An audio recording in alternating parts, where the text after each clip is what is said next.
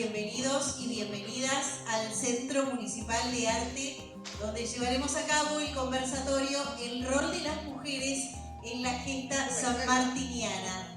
Agradecemos la presencia de la intendenta municipal del partido de Avellaneda, arquitecta Magdalena Sierra. El candidato a concejal, José Alessi. La secretaria del Consejo de Mujeres, Géneros y Diversidad del municipio de Avellaneda, Natalia Arlandi. El secretario de Cultura y Promoción de las Artes del municipio de Avellaneda, Federico Bonaldi. A continuación, invitamos a compartir unas palabras al candidato a concejal, José Alessi. Bueno, buenas tardes a todos y a todas. Primero que nada, como digo siempre, agradecerles que me den la oportunidad de compartir este momento con ustedes. Y más que nada, estoy hoy acá en mi carácter de autor de la muestra que se hace sobre la vida de José de San Martín, aquí en el primer piso. Es una recopilación de pinturas en acrílico y artesanías que reflejan la vida de San Martín desde su nacimiento hasta la repatriación de sus restos. Con esa finalidad de darle difusión a la vida y obra de San Martín, hablando con Roberto Sicari, me propuso la idea de poder generar también esta actividad, en la cual hoy vamos a, por intermedio de la profesora de Historia, vamos a intentar abordar el tema del rol de las mujeres en la época sanmartiniana. Después de eso vamos a continuar haciendo una recorrida por la muestra, y ustedes van a poder preguntar puntualmente lo que consideren sobre cualquier aspecto del material que van a poder ver ahí arriba. Me parece que es un dato importante poder tocar este tema, y teniendo en cuenta fundamentalmente que si bien se la presentó a Magdalena como la intendenta de Avellaneda, también un dato histórico es que es la primera intendenta de la historia de Avellaneda.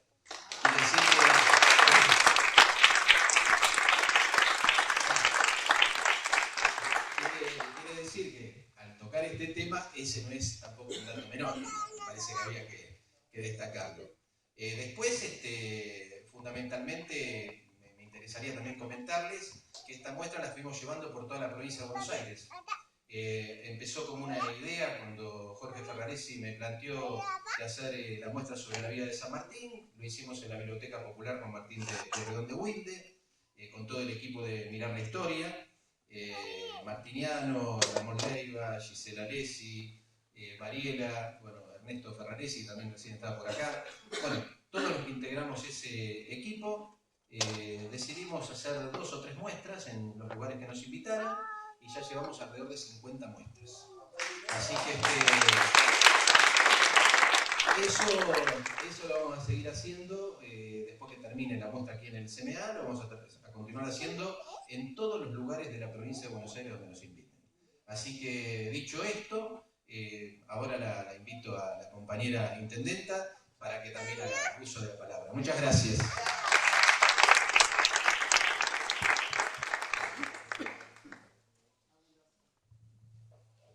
Bueno, ¿cómo están? Buenas tardes a todos, a todas. ¡Qué timón el que eligieron! Bueno, José, buenísimo. Hola, compañeras.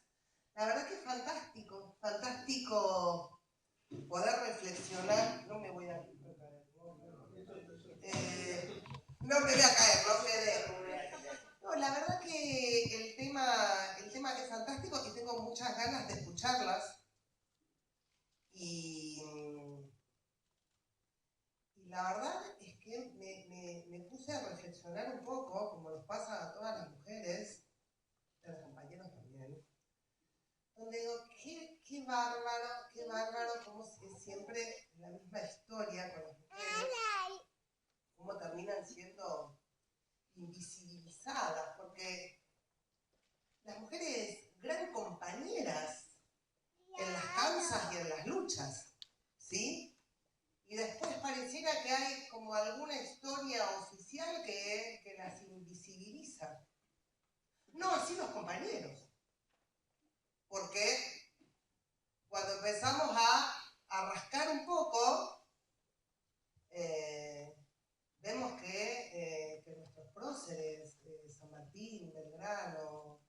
ellos sí consideraban a las mujeres sus compañeras y las vemos capitanas y las vemos generalas y las vemos en las luchas y en toda lucha, ¿sí? Porque cuando uno pelea por algo, todos los lugares son importantes, ¿sí?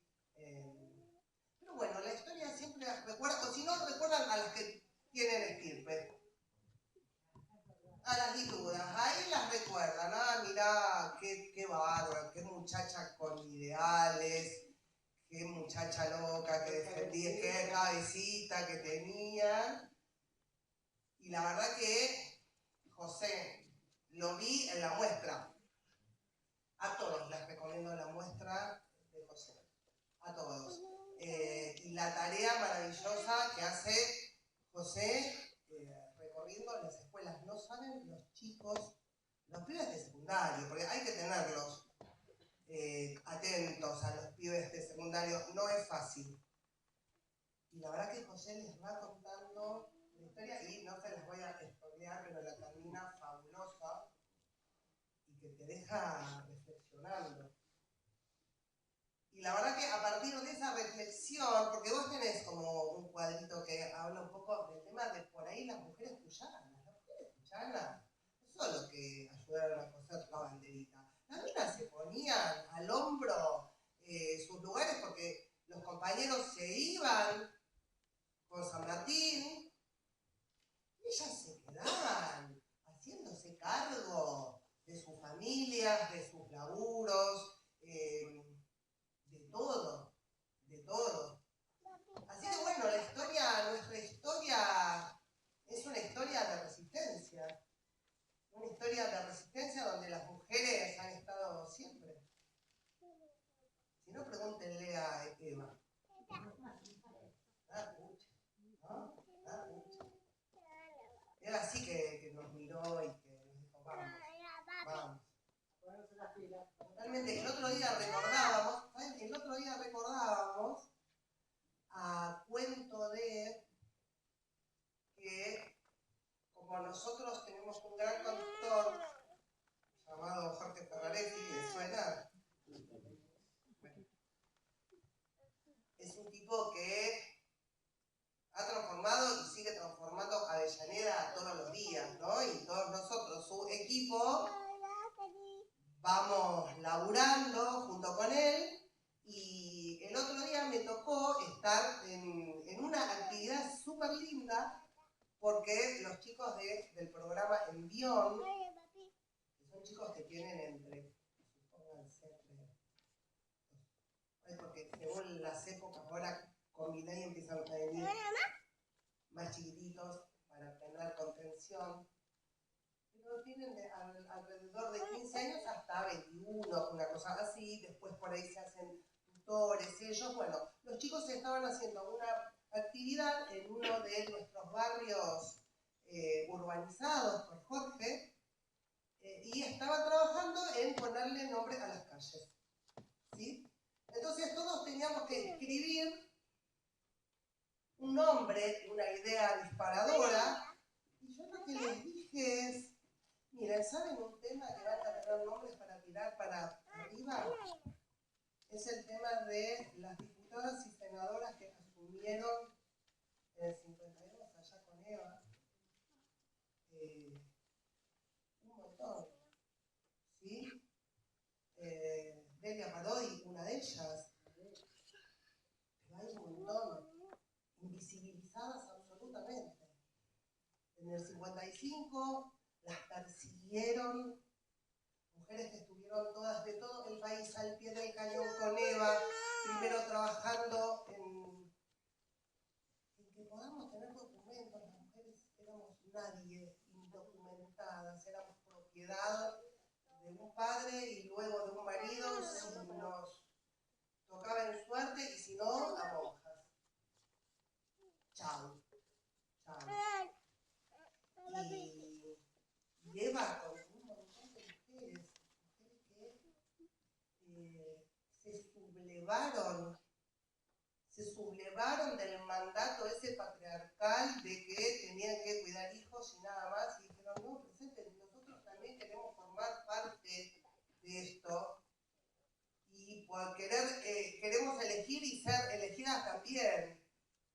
porque también sabemos gestionar. Y se dio.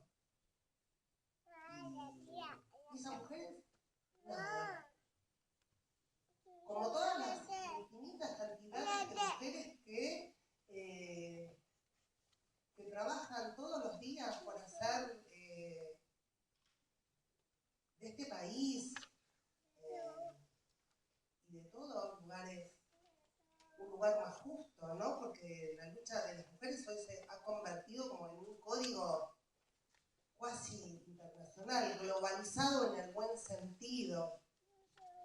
Y bueno, qué mejor en estas épocas de tanta crueldad, de tanta cuestión mezquina, de tanto querer exterminar también a las mujeres y su lucha, ¿no? Porque la lucha de las mujeres, la verdad que es siempre propositiva, es siempre una lucha generosa, colectiva. La verdad que, no sé, cada vez que salimos a las calles el 8M, y que cada vez es más fuerte, porque esta idea y esta consigna de que el 8M es un día donde se sale a pelear por los derechos de las mujeres trabajadoras, esas mujeres trabajadoras que siempre cobran menos por igual tarea, o el 3 de junio, cuando todas dijimos basta de matarnos, y hasta nuestra lucha por el aborto seguro, legal, gratuito, sin que nos estén condicionando, sin que nos estén culpando, porque tenemos derecho a decidir, ¿sí?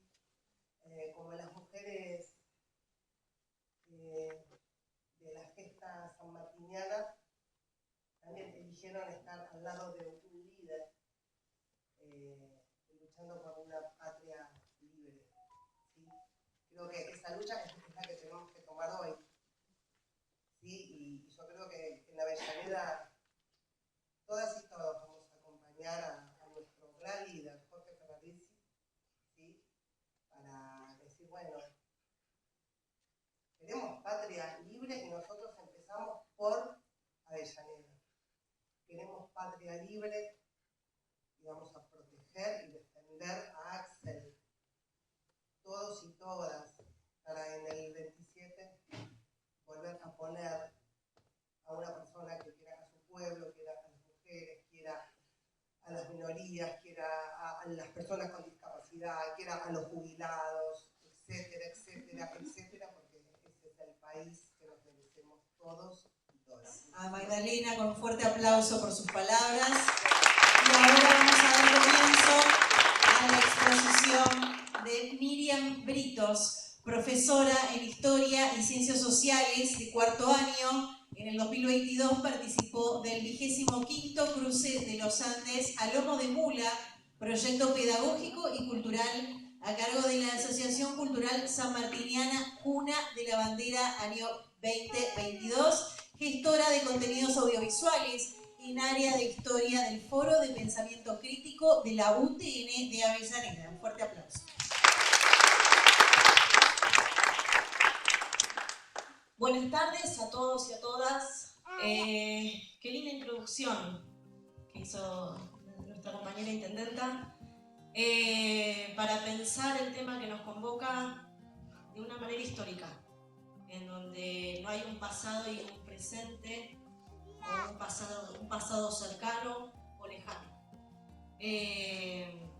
La verdad que es muy interesante la reflexión, porque realmente da que pensar cuando uno se pone a investigar y a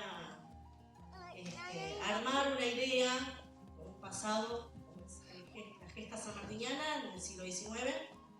Me daba el pie para comenzar de esta manera. Esta semana conmemoramos un nuevo aniversario de la desaparición física del general Don José de San Martín. Sin dudas, uno de los mayores líderes que nos trajo con otros hombres y otras mujeres, la posibilidad de ser libres, librarnos del yugo español. Su figura, como la de muchos hombres que nosotros conocemos y hemos leído en las escuelas, ha sido reconstruida en la historiografía tradicional con mucho detalle, con mucho análisis, su vida, sus pensamientos, todo el recorrido de su historia. Pero en este momento lo que me parece interesante reflexionar es acerca del rol de las mujeres que han acompañado estas gestas, no solamente incluso en los Andes, sino en las guerras de independencia, junto con muchos personajes como Belgrano, Güemes, de los que hay mucho material, efemérides y reconocimiento. Uno de los problemas que surge para los historiadores cuando hacemos la reconstrucción histórica es la búsqueda de materiales. No hay mucha documentación. No hay mucho registro. La historiografía tradicional ha hecho una reconstrucción de las mujeres, pero como decía la intendenta, de las mujeres de élite, en donde se reconstruye la vida de la Margarita Sánchez de Thompson, algunas figuras, pero son escasas. Y los documentos y los datos realmente son muy difíciles de conseguir. Una de las maneras que se ha logrado reconstruir algunas de las historias es a través de indicios. Los indicios son pequeños documentos dispersos, algunas cosas que terminan siendo casi un rumor, pero que sean reconstruidas en la historia oral. En la historiografía tradicional hay obras como la de Pedro Carranza, que justamente es una obra antigua, en donde la figura de la mujer es a partir de estas mujeres de la burguesía, estas mujeres de la clase alta, pero no hay menciones acerca de aquellas mujeres que estaban combatiendo con otros actores sociales, como eran los gauchos, los indígenas, personas que apoyaron la causa independentista, no por una cuestión de coerción, sino que lo hicieron voluntariamente. Ellas veían en peligro sus territorios, sus bienes, sus familias, sus hijos, sus hermanos. No dudaron en salir a la lucha junto con sus esposos o en familia, salir a la campaña a pesar de la adversidad de los recursos materiales y de todo aquello que ponían en juego.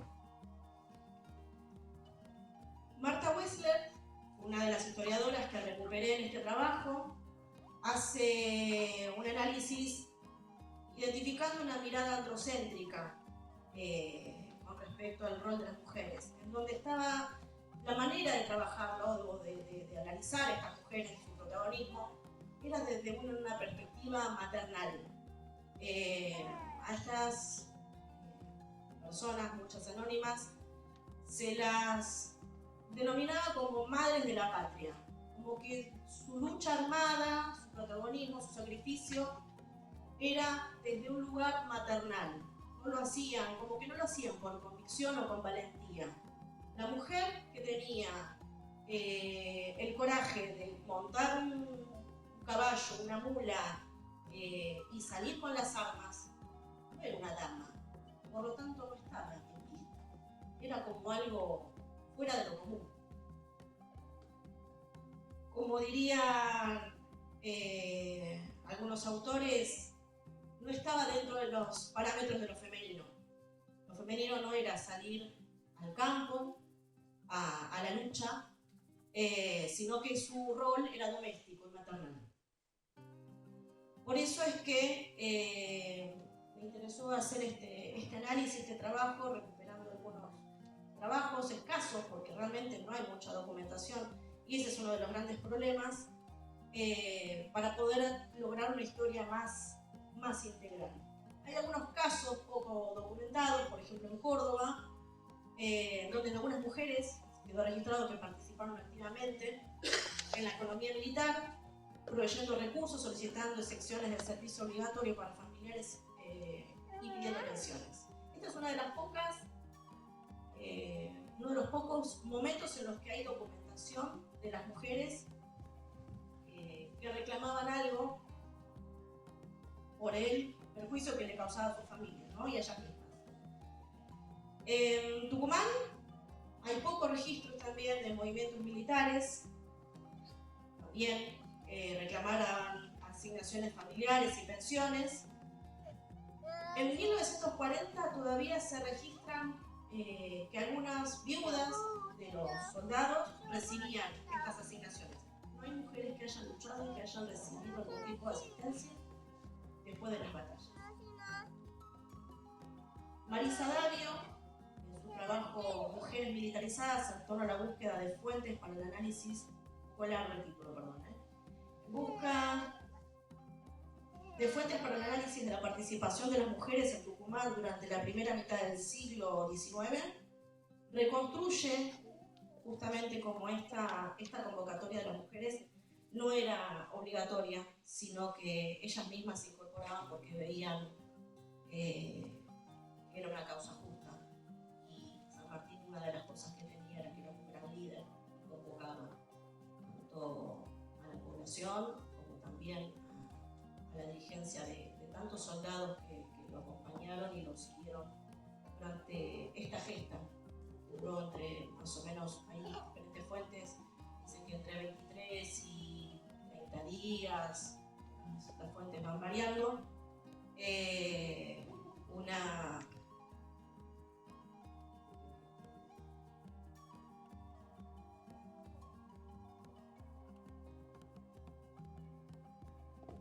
presentación la acompañaba mi diálogo. Bueno, las mujeres que participaron en las batallas rompieron el orden establecido, lo que les decía justamente, que salían del rol de damas o de madres, sino que salían al campo de batalla y rompían con el molde establecido en ese momento. Juana Zurduy fue uno de los personajes que más tenemos presente porque la historiografía ha logrado recuperar su imagen. Pero también, a pesar de haber estado en las batallas por la independencia, haber sido reconocida por Bolívar, haber sido nombrada capitana y mariscala en Bolivia, tardaron muchos años y los reconocimientos llegaron post-mortem. La historiografía latinoamericana recupera voces silenciadas desde una perspectiva de género. Es lo que yo les comentaba con respecto a la falta de fuentes, que son solamente indicios los que nos llevan a estas historias.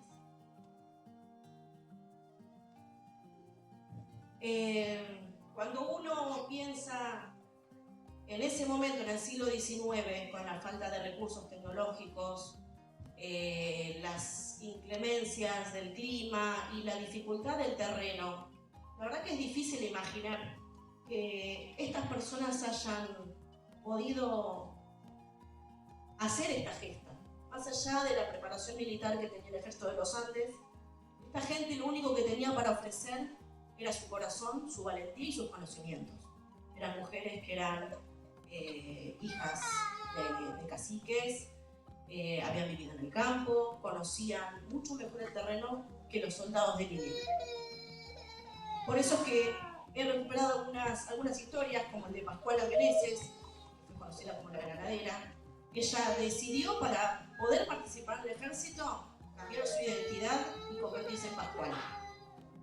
Pascual era la única forma en la que ella podía participar porque estaba prohibida la participación de mujeres hasta que fue descubierta. Cuando fue descubierta tuvo que volver a Cuyo, a Mendoza, sin ningún reconocimiento, a pesar de los servicios que había prestado. Martina Chapanay es otra también de las mujeres que recuperan este trabajo. Ella era hija de un cacique huarpe y una mujer criolla. Cuando su padre muere, se la dan a una mujer de bien, porque están así en los textos, una mujer de bien que le iba a educar, pero lo único que recibió fue maltrato. En esa situación de maltrato y de hostigamiento, ahí ella se dio cuenta que no era su lugar. Ella no quería ser una dama, ella quería tener libertad. Y eso fue uno de los motivos que la llevó a participar en el ejército de los Andes. Además de que su padre no le había enseñado las buenas costumbres, como se creía, como se diría en ese momento, sino que le enseñó a andar a caballo, a usar un cuchillo, a usar un arma, le enseñó a defenderse en la vida de otra manera. Josefa Tenorio es otro de los personajes, otra de las grandes mujeres que también participó en el ejército de los Andes. Ella fue reconocida por el general San Martín, pero igual, al igual que el resto, tampoco tuvo un reconocimiento al final de la lucha. Quería compartir un breve video.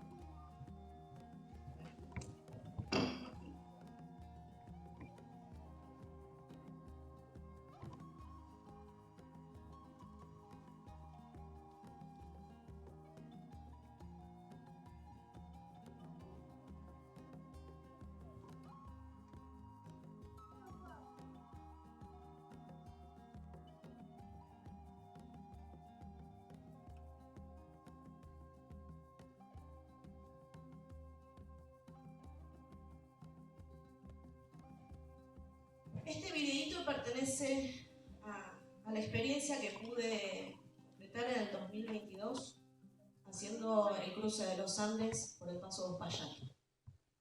Simplemente se los comparto para que uno pueda llegar a dimensionar las dificultades del terreno. Y durante todo el camino uno iba identificando la falta de agua, la falta de recursos que pudieron haber necesitado estos más de 4.000 hombres y mujeres que cruzaron la cordillera para liberar a Chile y luego llegar a Perú.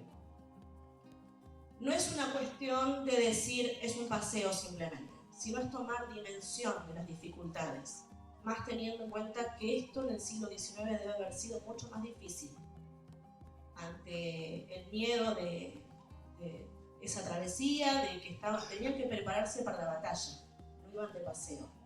Entonces, obviamente que en este contexto el rol de la mujer era imprescindible. Ellas cosían, aportaban víveres, combatían, asistían. En el camino van quedando muchos caídos y ellas también sostenían esa situación a través de esa figura maternal que ellos decían, pero no era maternal, era una situación, una acción de heroísmo, de sacrificio, porque ellas dejaban de lado su vida habitual, sus trabajos, sus bienes, había mucho en juego, entonces ellas no podían quedar afuera. Como yo les comentaba en algún momento, me interesaba recuperar estos actores sociales que también son los niños y los ancianos, que tampoco se los nombra en ningún texto. En ese momento parece que no existían. Solamente había soldados de nuestro ejército y los realistas. No había más personas para recordar o para rememorar. Entonces me parece que es interesante recuperar la idea de que la única forma de superar las adversidades es de manera colectiva.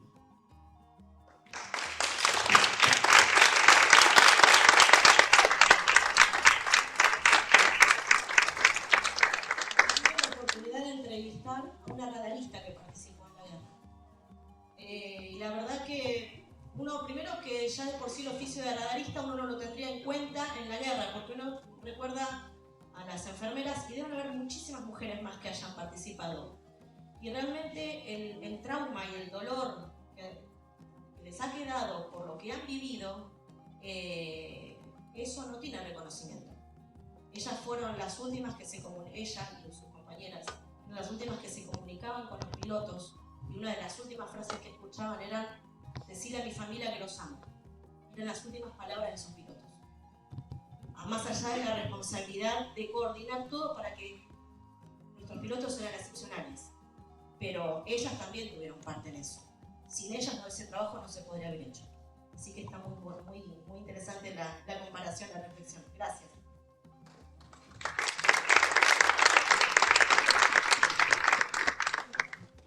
Yo quería decir también otra cosa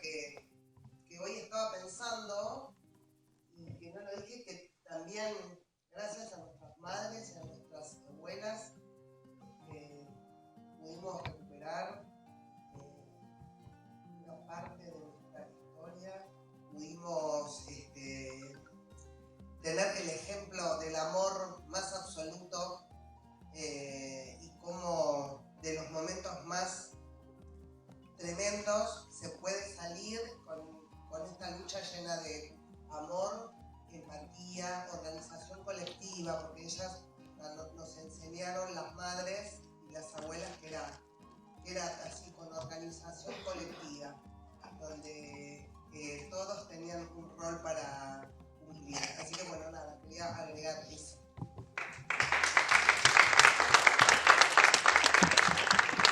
Escuchándote atentamente, me interesa saber si lograron recopilar, si existe algún tipo de documentación de cómo se autogestionaron estas mujeres sanmartinianas. O sea, qué vínculo tenían con el ejército y bueno, quién fue la que lideró eso y después cómo fueron siguiendo, si ellas paralelamente al ejército tenían su agrupación para poder organizarse y dividirse los roles, ¿no? Realmente de eso no hay evidencias. Son historias que se han ido recopilando, pero no hay un vínculo entre ellas. Lo que pasa es que generalmente acompañaban a sus esposos, o por ejemplo, en otros casos, bueno, ante la convocatoria de un momento San Martín dice: tengo 130 sables que se están rumbrando y necesito voluntarios. Y ahí algunas personas se presentaron de manera voluntaria. Otras, por ejemplo, en el caso de quienes están bajo la esclavitud, también se presentaban frente a la posibilidad de conseguir su libertad. Pero no hay un vínculo directo entre ellas, porque ya te digo, la historia se reconstruye a partir de indicios, no hay demasiadas fuentes, pero seguramente se habrán apoyado y se habrán contactado. Son tantos días, tantas situaciones que no quedaron registradas. Quedan algunos datos, pero deben haber sido incontables la cantidad de situaciones que deben haber surgido en esta travesía. Ya te digo, yo estuve 7 días de paseo, entre comillas, ¿no? En la montaña. Y pasaron miles de cosas. Y éramos 30 personas. Una travesía de 4.000 personas con ganado. Eso es algo impresionante. Cuando uno ve la dificultad del terreno, que hayan pasado con ganado, con cañones, sin los equipos necesarios o los suficientes, con una logística muy justa para que alcanzaran los alimentos, el agua. Sí, obviamente se deben haber cruzado, conocido, pero no hay evidencias hasta ahora. Sí.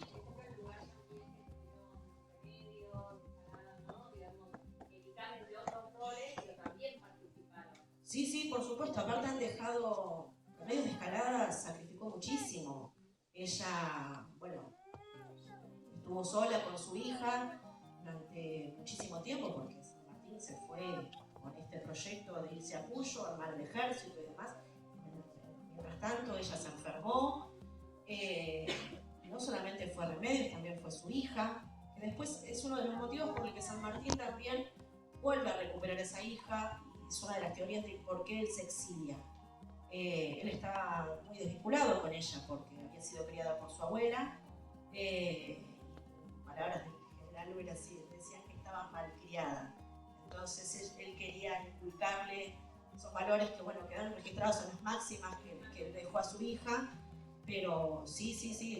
En este momento pasa que me enfoqué más en las historias, pero no hay que dejar de pensar en las mujeres que tuvieron renombre también, sí, por supuesto. No haber sido fácil atravesar el caso de ella, una maternidad. Son mujeres como nosotras, o sea, no son personajes ficticios ni del bronce. Eran mujeres que sufrían, que se sentían solas, que tenían necesidades.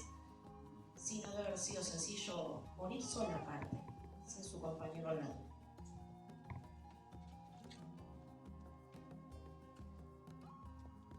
Bueno, nos despedimos entonces. Les agradezco un montón la atención, han sido súper respetuosos y espero que la hayan disfrutado.